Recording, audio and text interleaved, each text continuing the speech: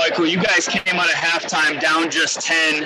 The game seemed to flip in those first few minutes. What did you see to start the second half when obviously they seized momentum and kind of carried that to the end?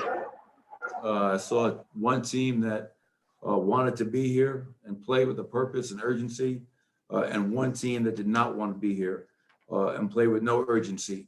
And that's why we got our ass kicked. Katie Wingy, Altitude Sports. Hey, Coach, when they're sinking as much as they did defensively tonight, what can you do to counter that, especially when you aren't hitting shots from deep? I don't know. Okay, I'll have to watch the film. We had a lot of guys play really bad tonight, and then we allowed the impact of not making a shot to affect the other end.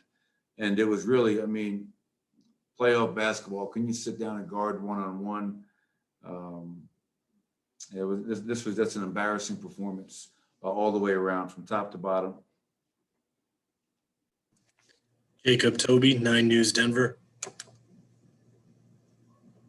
Coach, was there anything with Michael that you talked about with the back or anything? I mean, how's he feeling after, and did he look right to you out there tonight? Back is fine. Mark Kisla, Denver Post.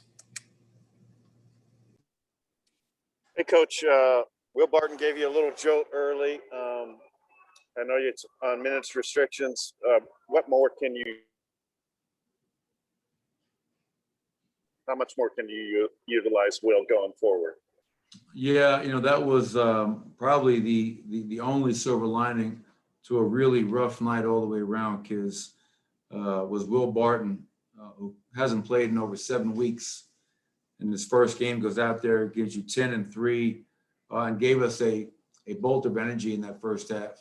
Makes a 3, blocks the shot, and he hated me when I took him out because they reached his minute restriction, and I understand that. I just told our players it's embarrassing that a guy that hasn't been able to play for 7 weeks was out there leaving it all on the line, and I don't think anybody else did. This was an embarrassing performance from myself all the way through the last player. You know, we're walking out of here with our heads held down, rightfully so.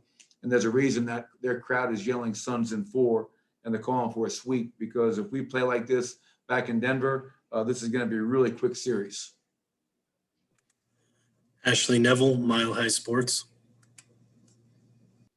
Hey, Coach. Chris Paul had 15 assists and 0 turnovers tonight. I know that, you know, as you mentioned before, that you coached him in the past and what he brings to the game, but what are you seeing from him, and why isn't he able to ever be stopped? Well, yeah, he's a great player.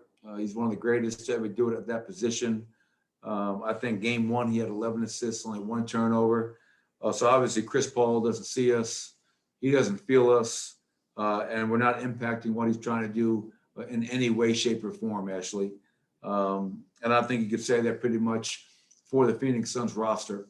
They've had their way with us on both ends of the court. I felt we quit tonight, which is something you never want to see. So I guess for game 3, I'm just going to try to find guys that will at least go out there and leave it all on the line.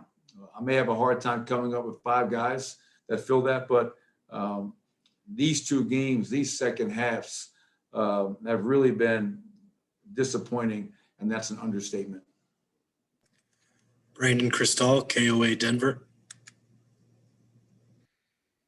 Coach, with so many things frustrating you, and understandably so, do you focus more on the emotional energy, that type of stuff, or more X's and O's over the next, 45 hours or whatever?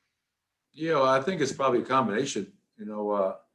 You always have to look at the X's and O's side of it, what we're not doing well, why we continue to make some of the same mistakes over and over and over, which is beyond me. When you spent 3 days leading up to game 1, you spent all day yesterday and this morning going into game 2, and guys seem to have a really hard time understanding what they're supposed to be doing and doing things that we've done before. So it's not like it's something new. But then as you mentioned, there's also the emotional side of it and the intangibles. Literally, I saw guys say, I'm not making shots tonight. I'm just going to walk around and mope. and my body language is going to be poor. And I felt that was the 5 guys on the court. That was the 12 guys on the sideline. We had no juice, no energy, no passion, no fight, no urgency, no grit. Come up with whatever adjective you want to use. We did not have it. And you can't use, hey, we're going home for game 3 as something you're going to rely upon. We have a great crowd, but if we play like this, they're going to boo us off the court, and rightfully so. All right, that'll do it for tonight. Thank you, Coach.